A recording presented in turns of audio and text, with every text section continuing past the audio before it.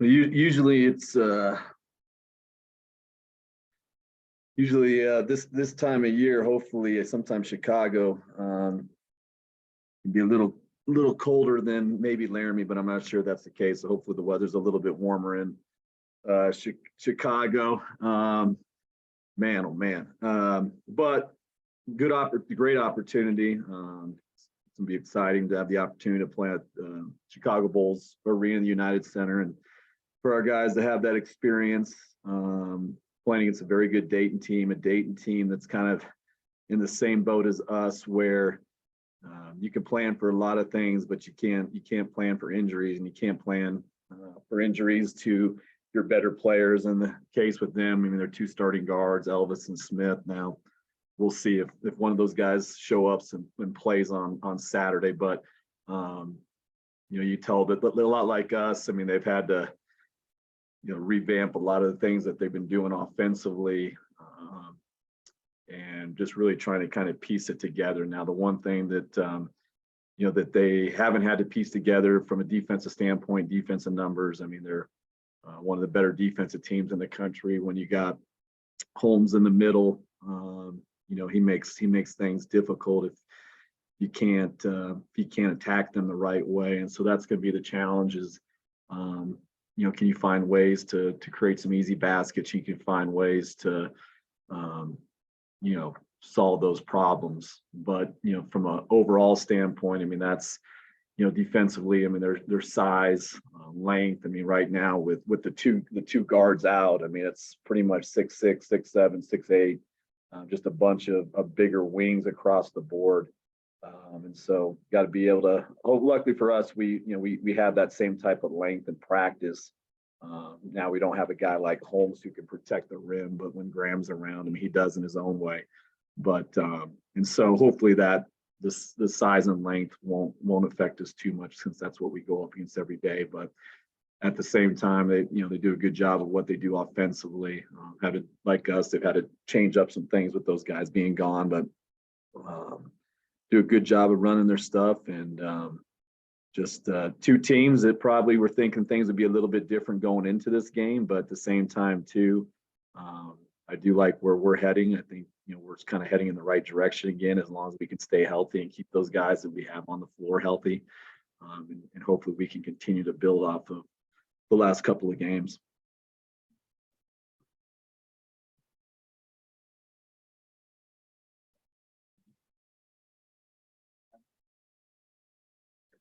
Yeah. Yeah, no, yeah, there's been a lot of good players going back a long time from the Chicago area. And I do think, the Midwest and Chicago guys and guys from whatever part of Illinois, Central Illinois, Peoria, in the case of Drake, Drake Jeffries, with Noah, J.O. being, from Chicago. Caden actually grew up in Chicago as well for a little while. And so they're not as surprised, when they feel 10 degrees and the wind blowing. So they're kind of used to that. And there's a toughness factor with those type of guys. And that's an area that's been good to us, an area that hopefully can continue to be good. And, looking forward, hopefully, to seeing some of those, past Cowboys that won a lot of games here at the University of Wyoming. Looking forward to hopefully seeing them at the game on Saturday.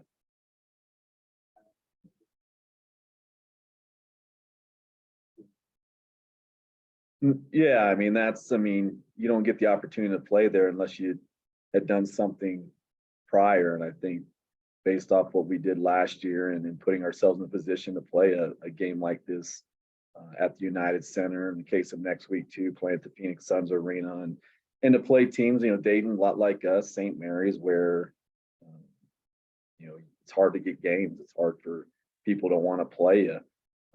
And so, a lot of times those same teams are the ones that end up playing against one another. So it's in order to, I've been to Dayton too many times in terms of having in the first 4 game, whether that was the Boise twice here. And so if I could just stay away from that arena for the time being, that would be a nice thing.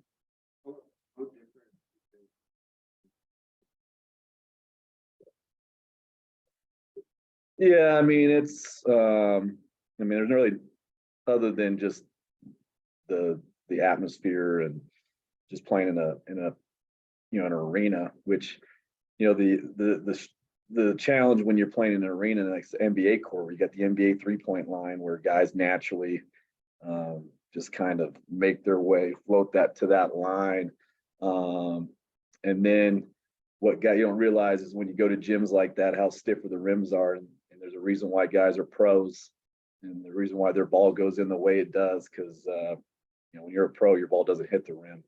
That's the only way you can make shots in those type of settings. But I do like what our ball movement is right now, and I think we're shooting the ball really well based off of that. But other than the fact that I said the 3-point line can sometimes mess with guys, but with the 3-point line moving back, I mean, there's really not much of a difference other than the middle third of the floor. So I don't think we'll have too many issues.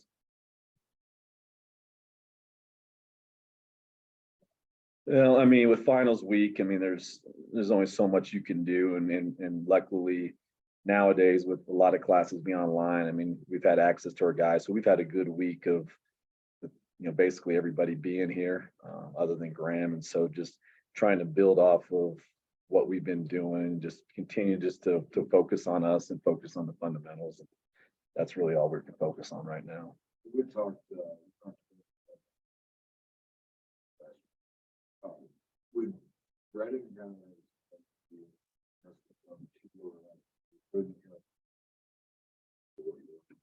Well, I mean, I think the biggest thing with Wenzel is that he's building off of. I thought he had a really strong finish towards the end of last year, and then in the summer and the fall he was one of our better players. Now it's just a matter of him with his immune system, if he can stay healthy, and right now with all the stuff going around, I mean, he's a guy that gets sick pretty easily. So if we can keep him healthy, I mean, that's the biggest thing. But he's a guy that can make shots. He's got really good size. He knows how to get you to the next action.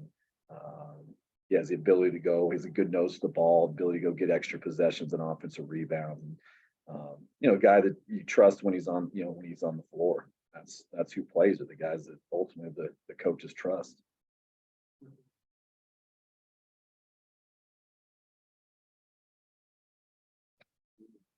Yeah, I mean, they're not pressuring as much with those two guards out, which I can definitely see with that.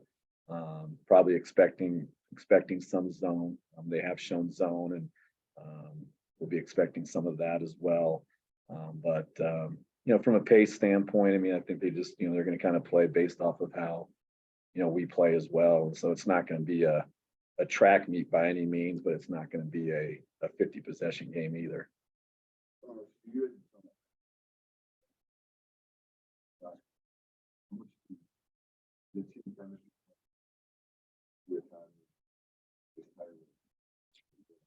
Yeah, I mean, I think when you get a group of guys on the floor that are trying to understand there's a fine line between going and making a play and at the same time making the right play, and sometimes passing can be overrated in terms of you can pass the ball around, but if you can't put the ball in the basket, it doesn't make a difference. But can you find ways to create advantages, the ability to create rotations, to create paint touches, and a lot of times, I mean, if you have the ability to move the ball and have guys on the floor too that can see things and have a feel for the game that allow you to get to the next action, allow you to create that advantage. And I think that's the one thing about Kenny is that he's got a really good feel for the game. I mean, that's and him having been with him out there with Maldo, usually in the case of Graham, I mean, Graham sees things a million miles before everybody else, but with those two guys, to have them on the floor, it's a lot like having coaches on the floor.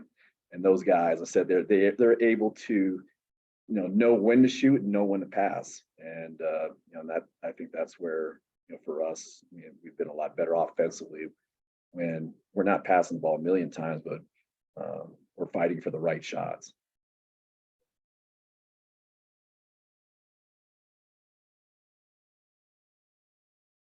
Yeah, I mean, I think he, after that first game, and then he gets a concussion, and those concussions they're funny. I mean, some guys you can bounce back right away, and some guys it takes a lot longer. And I think for him, just getting a rhythm on the floor to where it's not jumping out there and, okay, let's see if you play well for a few minutes, where he's able to settle into the game. And I think that's the biggest thing with all these guys, is that there's not as much musical chairs going on, where it's like, okay, one guy 8 minutes here. And in the case of Kenny Foster, I mean, Kenny Foster's he's a guy that's not a very good player when he plays 8 to 10 minutes. And there's not a lot of guys that are. I mean, it's hard to come in there as a pinch hitter and try to go play well. But, a guy like Kenny, when he kind of gets into the rhythm of the game, and he's a guy that can, plays 25, 28 minutes, then you see his feel for the game come out. You see his motor. He's a guy that doesn't get tired. And, I think that's the case too with J.O. And when J.O.'s on the floor with guys that have the ability to keep the floor space and have the ability to, see and find him. And J.O.'s like Kenny. I mean, Kenny's an elite cutter, but J.O.'s gotten much better in the course of his 3 years here in terms of playing behind the ball and not, being a guy that can cut to the basket and put pressure on the rim that way. Were you going into the year? Were you expecting Dave Barnhart to be able to? Yeah, I mean, it's been a couple games and short minutes, but I mean, I think, with him is that it's never been a lack of, he's a guy that knows how to play. And he's a guy that is 7 feet tall, even though he's 7 foot, 185 pounds, which has come a long ways from being 7 foot, about 165 pounds. But he's a guy that, with 7 feet and with good timing, he's able to impact the game, whether that's by blocking shots. When you're 7 foot, even though you're skinny like him, it's hard to go over his back. And so he'll never be a guy that's just going to be down there wedging guys out, but he's a guy that you're going to have to go, around him. And he's a good mover. And he's a guy like Thompson that more comfortable playing on the perimeter, but he also can put pressure on the rim a little bit more than Thompson in terms of getting off on rolls and, being able to finish the rim.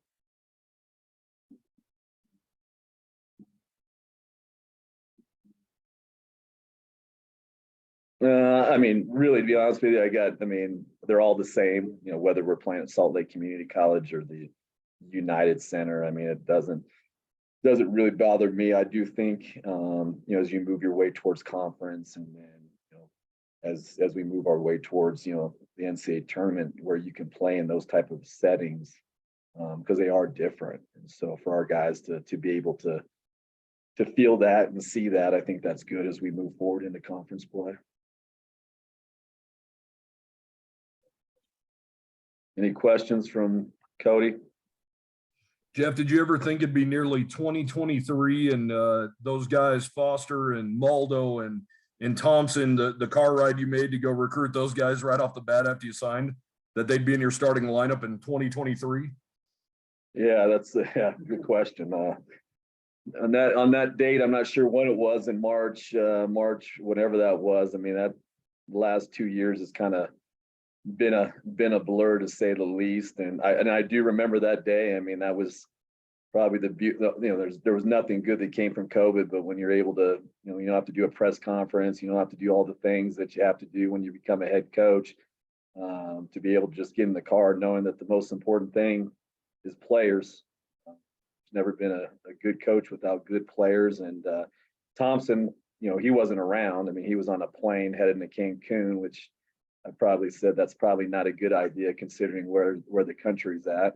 And then, with Kenny and Kenny with Maldo and, and then those guys too. And the beauty of those guys is that, they all three have unbelievable motors, and they're everyday guys. And I don't think that's maybe the case when you see a lot of these guys that are going into their 5th or 6th year in college right now, especially on the basketball side, where that's a long time. And some guys just, maybe they're just doing it because there's they got nothing else to do. But in the case of those 3 guys, they're here to win. They're here to try to win each day. And, we're just very fortunate to have them, for Coach Edwards and his staff to have recruited him. Who knows? Coach Shive might be the one recruited Thompson. I mean, that's how long that's been.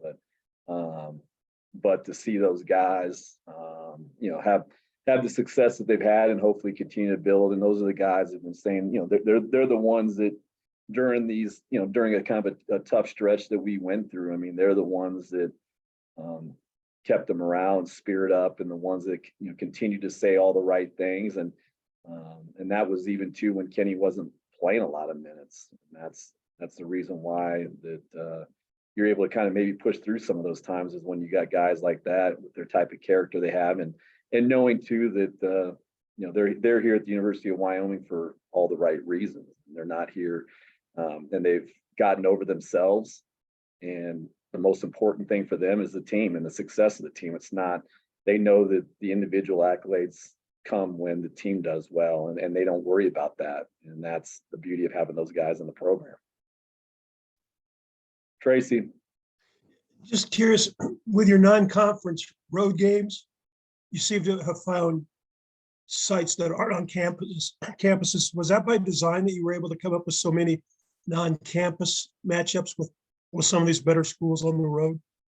Yeah, well, it's one of two things. It's either, yeah, I'd love for them to come here, but as you see outside right now, I mean, other people know that. I mean, you can go on your app and see what the weather's like in December in Laramie, and they're like, well, not sure if we want to do that. Same time too, I don't want to go and play at Dayton. I don't want to go play at St. Mary's if I don't have to. And so when you have the ability to play some of these games on a neutral floor, and that's at the Power 5 level, I mean, Duke never plays a road game. I mean, most of those teams, I mean, it's either home games, neutral site games, or if you have a ACC Big Ten challenge, and then, yeah, you have to go play on somebody else's floor.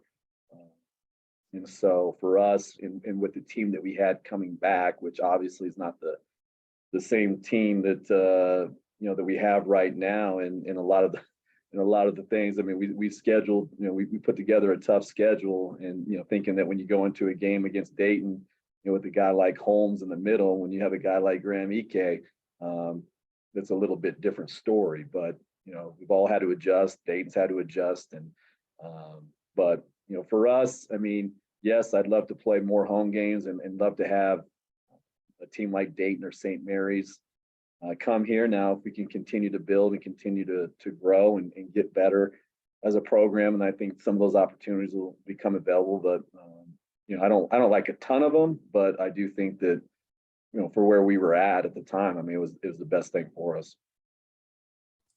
Jeff, are you shocked at all about the start that UNLV, New Mexico, and Utah State have gotten off to this year?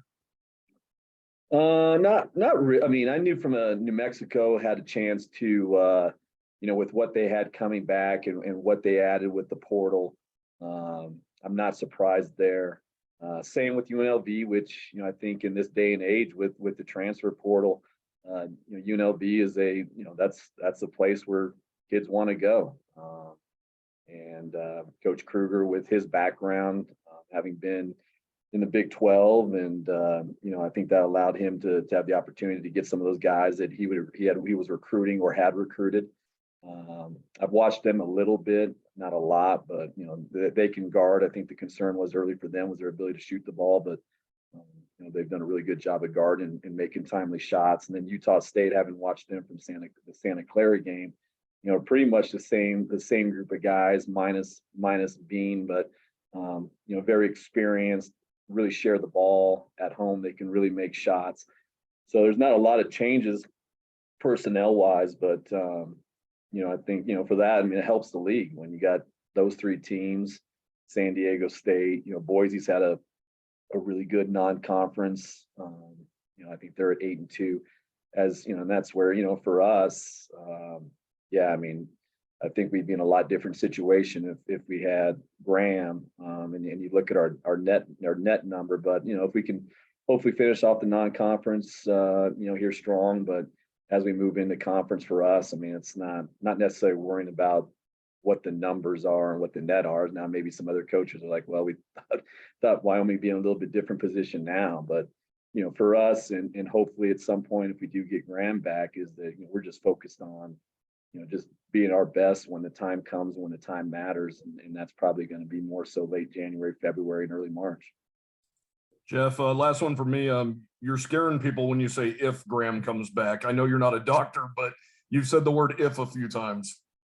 Yeah, I mean, I don't know. I mean, it's if. I'm not I can't but speculation. I hope, but there's a possibility that he might, but I know he wants to get back and play, but there's things out of his control and my control that we can't control. And so we'll know more about it sooner than later. But in the meantime, I mean, just like with any of these deals with injuries, I mean, you got to keep moving forward, and you got the team that you have in front of you, and then you got to do the best you can with the group in front of you. But hopefully at some point we'll get good news, and hopefully he'll be back on the floor sooner than later. Thanks, guys. Thank you, Jeff.